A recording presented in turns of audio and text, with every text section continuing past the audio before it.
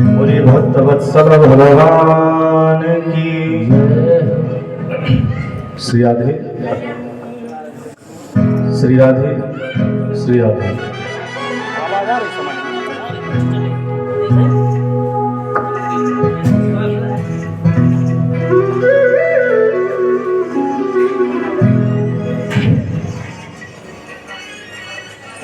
कल हम सभी ने श्रवण किया कि व्यास जी महाराज के मन में असंतोष था।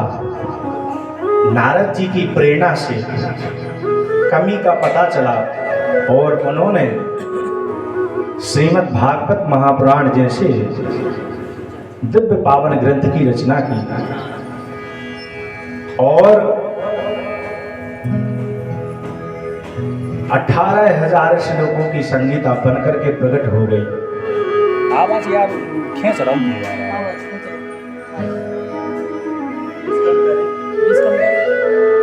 हाँ श्री राधे श्री राधे।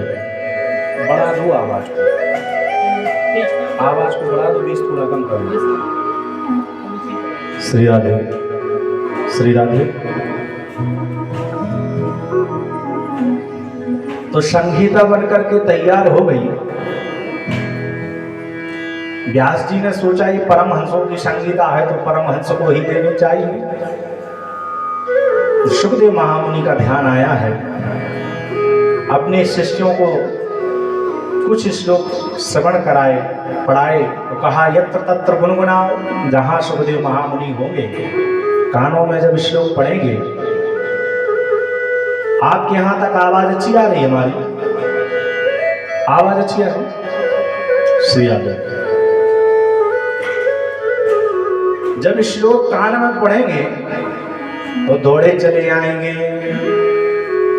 तो व्यास जी के शिष्य यत्र तत्र गुनगुना रहे हैं बरहा पीड़म नटवर बपुः कर्णयो कर्णिकारम् बिभ्रद्वासा कनक कपि संवैजयन्तीं चमालाम् रन्धान वेणोरधर सुधया पूरयन् गोपवृन्दै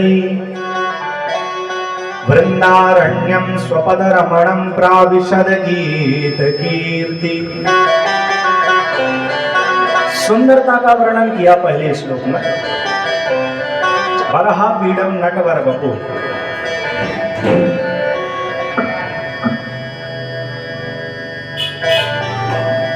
तो नटराज कौन है? हमारे भोले बाबा हैं। तो नटवर कौन है? हमारे कन्हैया है। बरहा पीड़म नटवर बपु।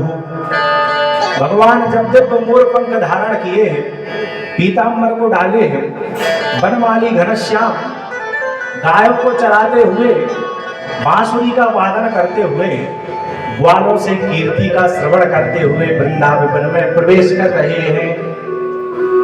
जब सौंदर्य के बारे में श्रवण किया प्रथम श्लोक में, तो सुखदेव महामुनि ने सोचा कि सुंदर है, क्यों ना दर्शन करें। फिर मन में आया कि ना जाने सुंदर तो बहुत होते हैं, सुंदर व्यक्ति तो बहुत होते हैं संसार में, लेकिन स्वभाव यदि गड़बड़ हुआ तो लोग मरते हैं कि हमें सुंदर मिले। लोग चाहते हैं कि हमें सुंदर मिले। कौन? घरवाली। अब सुंदर ढूंढ के ले आए और स्वभाव फिर ज्वालामुखी निकला तो गड़बड़ हो जाएगी।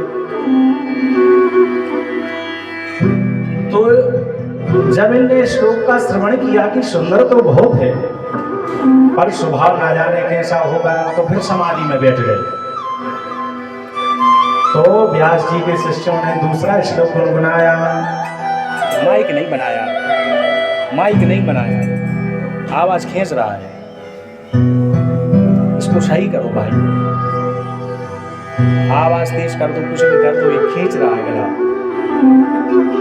तो दूसरा श्लोक गुनगुनाया।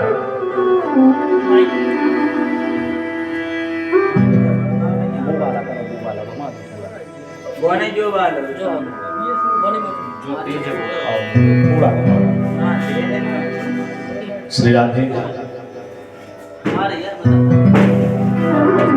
श्री राधे श्री राधे। दूसरे श्लोक में भगवान की महानता का वर्णन आया। अहो बकीयम स्तनकालकूटम जिघां सयापाय यदाप्यसाधुभि लेभे गतिं धातृचितां ततोऽन्यं कम्बा दयालुं शरणं व्रजेम। उन जैसा दयालु कौन होगा? अरे जो असाध्वी पूतना अपने स्तनों में कालकूट नामक जहर लगा करके आई है गोविंद को मारने के लिए, और भगवान ने उसको भी मैया की गति प्रदान कर दी। भेजना पहले यशोदा को था वहां, लेकिन सबसे पहले पूतना को भेज दिया। इन जैसा दयालु और कौन होगा? इस श्लोक पर रीझ गए सुखदेव जी, उठ पड़े, तोड़ करके आए, बोले भैया श्लोक बढ़िया है और भी सुनाओ। बोले हमें तो इतना ही आता है, यदि और ज्यादा सीखना हो तो अपने पिताजी के पास जाओ। दौड़े दौड़े पिताजी के चरणों में गिर पड़े। जब यह दृश्य देखा पिताजी व्यास जी कहते, अरे कोई पुत्र है पैदा होते ही जो चला गया था, हम चिल्ला रहे थे, सुन नहीं रहा था। आज गोविंद के गुणानुवाद होने से खींच लिया। हरेर गुणा चित्तमदिर भगवान बादरायण। हरि के गुणगण इतने चुंबक की तरह है भगवान के गुण। जिसका मन भगवान में रम गया, जिसका मन भगवान में लग गया, रमा विलास राम अनुरागी तजत बमन नर बड़ भागी।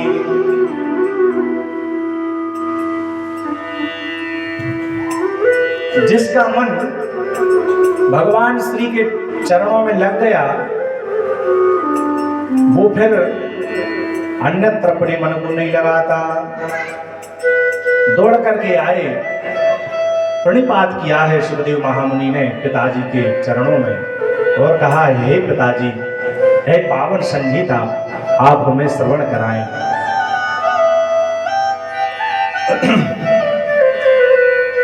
जो असाध्वी पूतना भयंकर रुद्र मांस का पान करने वाली, मांस खाने वाली, जो असाध्वी पूतना में भी भगवान दोष दर्शन न कर पाए, वो अपने प्रणत भक्तों में कैसे दोष देख सकते हैं?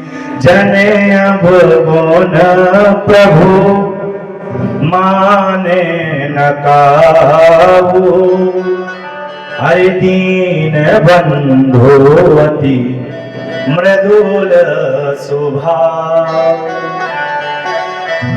जो असाध्वी पूतना में दोष दर्शन नहीं कर पाए, भगवान तो प्रणत भक्तों में कैसे दोष देखेंगे? भगवान तो कृपा करने का बहाना ढूंढते हैं, और यदि दोष देखने लग जाएं तो जीव का कल्प कल्पांतर युग युगांतर में कभी भी कल्याण नहीं होने वाला। क्योंकि ये जो मानव शरीर है ना, इस मानव शरीर में आकर के भजन तो व्यक्ति करता नहीं है, संसार के झंझटों में फंस जाता है। कथा का समय 1 बजे से आ रहे हैं 3 बजे। गृह कारज ना फरकाओ, अरे महाराज गृह कारज नाना जंजाला, तियति दुर्गम शैल बसाला। गृह कार्य में बड़े जंजाल है महाराज, वो तो पहाड़ के समान है, कैसे पार करें उसको समय लगता है। हमारे जजमान आज बहुत लेट आए, व्यास जी मंच पर बैठे, जजमान बाद में आ रहे हैं। बोलिए भक्तवत्सल भगवान की। जने अवगुण प्रभु मान न काऊ, दीन बंधुवती मृदुल स्वभाव। भगवान अपने प्रणत भक्तों में दोष नहीं देखते, दोषों पर तो पर्दा डाल देते हैं। और यदि एक गुण दिख जाए भक्तों में, और सबसे बड़ी विडंबना है सरकार, जो संसार है ना, संसार के प्राणी दूसरे का गुण नहीं देखते। अब गुण पहले देखेंगे और उसके पीछे पड़ जाएगा, अरे तू बेकार है, तू नाकारा है, तो किसी काम का नहीं। और उसके अंदर एक आध गुण देखो, भगवान जब किसी को भेजता है ना इस धरा पर, तो एक ना एक उसमें कोई कृति छोड़ देता है। चाहे वो खेती अच्छा कर लेता हो, ये भी एक कला है, खेती करना सबके बस की बात नहीं है। चारा यदि हमसे कहो कि चारा काट लाओ तो हम नहीं काट पाएंगे, हाथ कट जाएगा हमारा। चारे काटने की कला होती है। तो विभिन्न प्रकार के लोगों को भगवान ने बनाकर के इस धराधाम पर भेजा है, तो कला भी दी है, गुण भी दिए हैं। ये दो आंखें किस लिए दी भगवान ने? दो आंखें किस लिए दी? एक गुण देखती है, एक अवगुण देखती है, लेकिन गड़बड़ हो गया, ये दोनों ही अवगुण देखती है, गुण नहीं देखती दूसरे का, केवल अवगुण देखेंगी, उसके पीछे पड़ जाएंगी। और भगवान तो केवल गुण देखते हैं और अपने भक्तों का कल्याण करने के लिए सजग रहते हैं। परमात्मा जो अखिल गुणगणों के भंडार हैं, ऐसे भगवान के लिए यदि ध्यान छोड़ करके, ध्यानस्थ जो सुखदेव महामुनि थे, समाधि छोड़ करके आ गए, तो कोई आश्चर्य की बात नहीं है। एक व्यक्ति के अगर कोई भी व्यक्ति है, उसके अंदर यदि कोई गुण दिखाई पड़ता है, तो लोग कितने दीवाने हो जाते हैं उसके, हो जाते कि नहीं बताओ? हो जाते ना। साधारण के तौर पर हम लेते हैं, जैसे कोई क्रिकेटर अच्छा खेलता है तो उसके लोग दीवाने हो जाते हैं, क्रिकेटर के। सिनेमा घर में जो कोई अच्छा फिल्म बना देता है तो उसके दीवाने हो जाते हैं। साधारण व्यक्ति है कि नहीं है? तो अब सचिन तो चले गए, अभी विराट कोहली चल रहे हैं। उनने जब शतकों का शतक बना दिया तो लोगों ने, जो उनके प्रशंसक फटाका फोड़ रहे हैं, मिठाई बांट रहे हैं मोहल्ले में। लोगों ने पूछा, भैया काय के लिए बांट रहे हो मिठाई? बोले, अरे वो तुम पता नहीं, आज वो विराट ने वो दोहरा शतक लगाया है।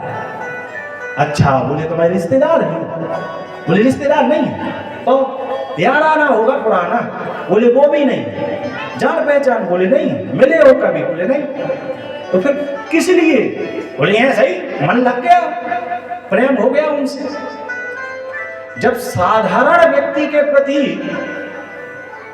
व्यक्ति इतना मोहित हो सकता है, तो जो अखिल गुणगणों के भंडार हैं, जो इस सारे संसार का पालन, सृजन, संग्रहण करते हैं, इस ऐसे परमात्मा पर यदि सुखदेव महामुनि रीझ गए तो कोई आश्चर्य की बात नहीं है। बोलिए भक्त वत्सल भगवान की जय। तो दिव्य पावन संहिता को श्रवण किया है और समय आने पर परीक्षित जी को सुनाया है। तो शौनकादि ऋषियों ने पूछा, महाराज परीक्षित जी ने ही क्यों सुनी कथा, और सुखदेव जी तो इतना समय देती नहीं, फिर क्यों और कैसी ये कथा चली, इसका हमें तरह विस्तार से आप बताएं। तो यहां से अब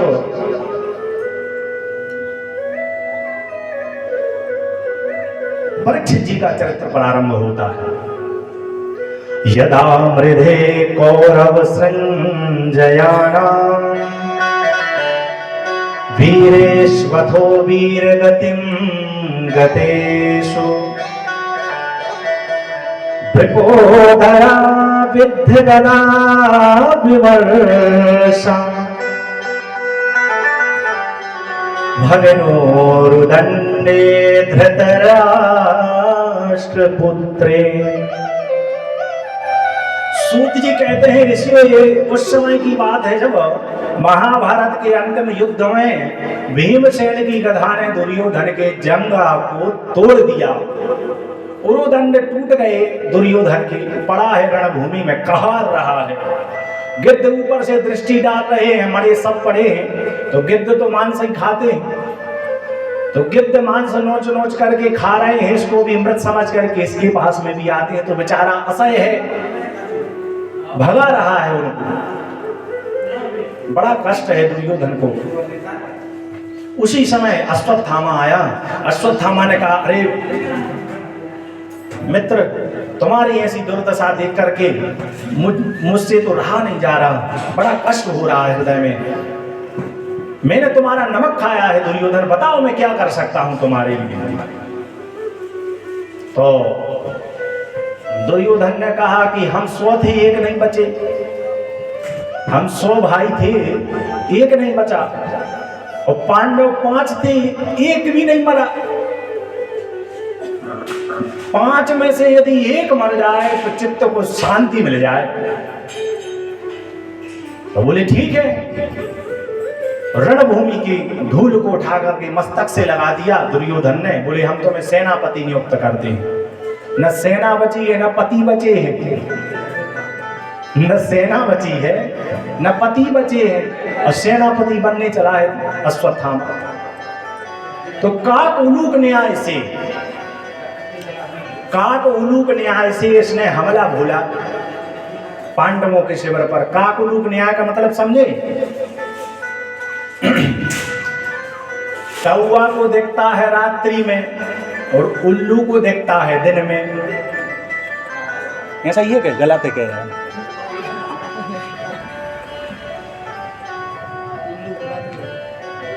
उल्लू को रात में, तो उल्लू को देखता है रात्रि में, कौवे को देखता है दिन में। तो इसने काक उलूक न्याय से, क्षमा करना कभी कभी बाणी फिसल जाती है, अच्छों की फिसल जाती है तो हमारी कौन सी औकात है। तो काक उलूक न्याय से इसने हमला बोला।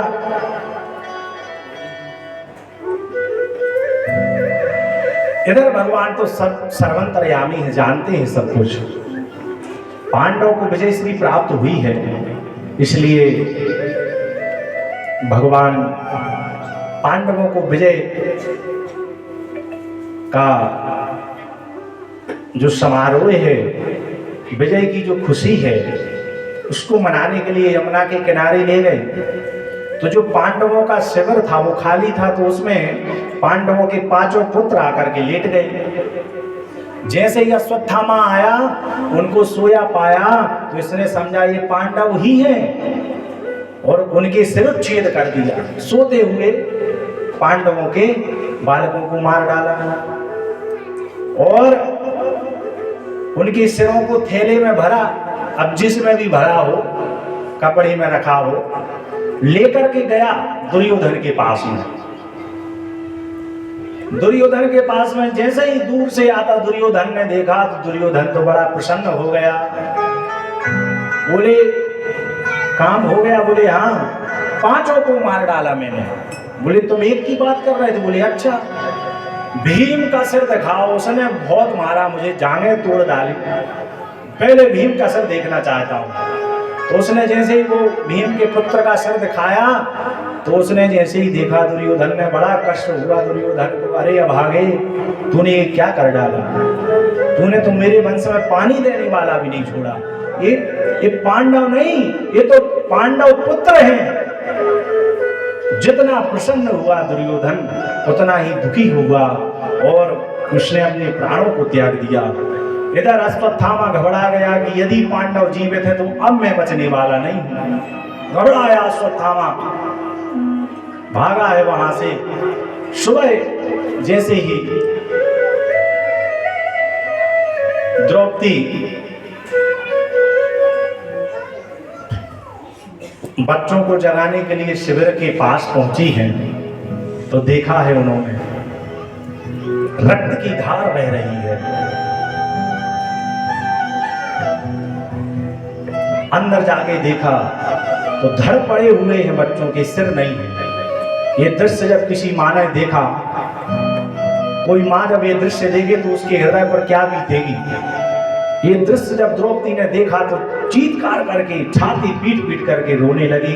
माता शिशूनां निधनं सुतानां निशम्य घोरं परिताप्यमान।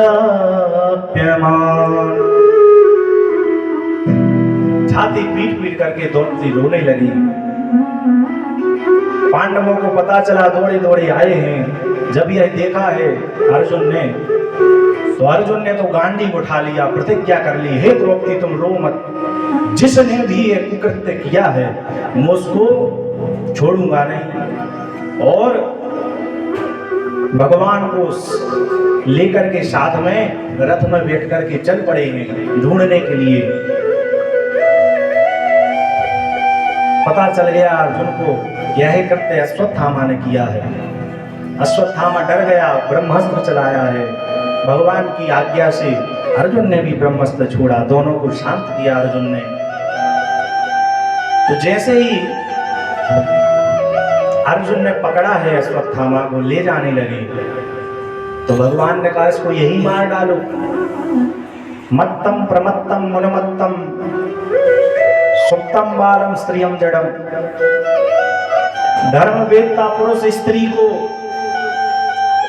बालक को, मतवाले को, सोते हुए शत्रु को कभी नहीं मारते।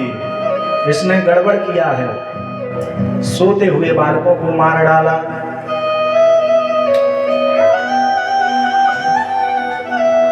इसलिए तुम इसको यही मार डालो। अर्जुन ने कहा नहीं, मैंने प्रतिज्ञा की है, द्रौपदी के सामने ले जाऊंगा। बांध करके अश्वत्थामा को लेकर के गए हैं। दूर से जब द्रौपदी ने अश्वत्थामा को बंधा हुआ रस्सियों से देखा है, तो द्रौपदी चिल्लाने लगी, मुच्यताम मुच्यताम मेषा ब्राह्मणो नितराम। अरे इन्हें छोड़ दो, छोड़ दो, ये ब्राह्मण हैं। तो सभी ने कहा इसी ने तुम्हारे बालक को मारा है, बालकों को।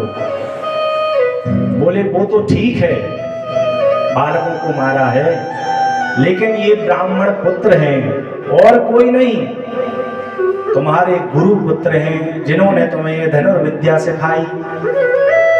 और मैं ये समझ गई कि जिस माँ के सामने किसी के पुत्र मरे पड़े हो, धड़ पड़े हो, सिर ना हो, तो उस माँ पर क्या बीतेगी।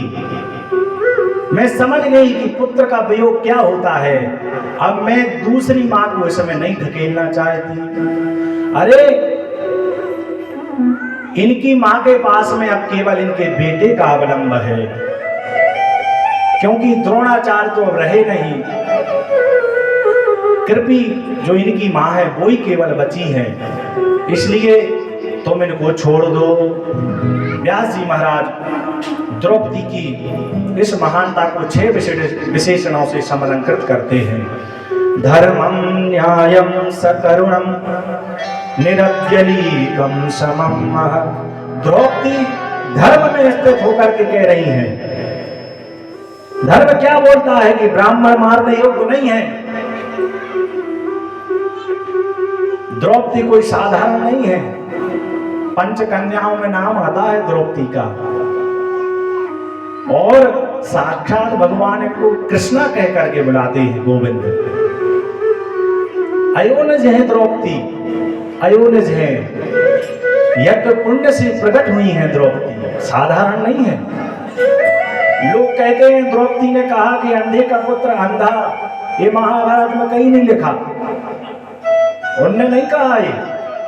आप स्वयं ये बताओ, कोई जब पढ़ी लिखी बहू आ जाए घर में, पढ़ी लिखी बहू आ जाए और उसके ससुर की किसी कारण वसात आंखें चली जाएं, तो वो पढ़ी लिखी जो बहू आई है वो भी ऐसा नहीं कहेगी। ध्यान देना इस बात को। किसी कारण बस उसके ससुर की आंखें चली जाए तो वो भी ऐसा नहीं कहेगी। फिर द्रौपदी कैसे कह सकते हैं, जिनको साक्षात ठाकुर जी अपनी बहन मानते हैं।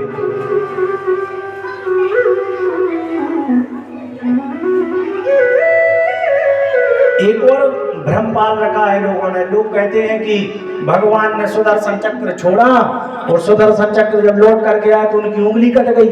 उंगली कटी तो द्रौपदी ने अपनी साड़ी फाड़ के उनको बांध दी। ये गलत बात है। ये बताओ कि ये कई बार फिर क्यों कटा? भगवान तो बार ही बार छोड़ते थे, जब मन हो जाता था भाई छोड़ देते थे। कोई दुष्ट ने अपना उद्दंडता दिखाई, भगवान ने अपना, तो फिर बार बार करता। तो एक व्यक्ति डेटॉल इतनी सारी डेटॉल ले लेता और रुई हुई पट्टी अट्टी बांधने के लिए बा भगवान का कब छूटे, कब आए, कब उंगली कट जाएगी तो फिर लगानी पड़ेगी डिटोल। ऐसा नहीं है कि बोले भगवान के लिए उन्होंने चीर बांधा था तो फिर वो भगवान ने साड़ी, नहीं। कथा ऐसी है, माघ मकर गत रवि जब होई, तीरथ राज आत सब कोई। अब भाई मकर संक्रांति आने वाली है बंधुओं, प्रेम से बोलेंगे राधे राधे, और जोर से, और जोर से। पीछे से आ रही आवाज, आगे से नहीं आ रही। बोले भक्त वत्सल भगवान की। एक बार की बात है, सभी संत महात्मा माघ मेले में स्नान करने के लिए गए। तो माघ में बड़ी ठंडी होती है, मकर संक्रांति के समय हम लोग भी गए थे तो वहां प्रवेश होते ही नहीं बनता, ठंड लगती है बहुत, बर्फ की तरह पानी होता है। तो सभी साधुओं ने स्नान किया, स्नान करके निकल आए और उसमें दुर्वासा ऋषि स्नान करने के लिए ज्यों ही डुबकी लगाई और उनकी अधो वस्त्र उस गंगा जल में बह गया। ध्यान से सुनना तो समझ आ जाएगा, न बाद में कहोगे महाराज जी ने ना जाने क्या सुना दिया। बोलिए भक्त वत्सल भगवान की। हो आओ मेरे नंद लाल आ जाओ,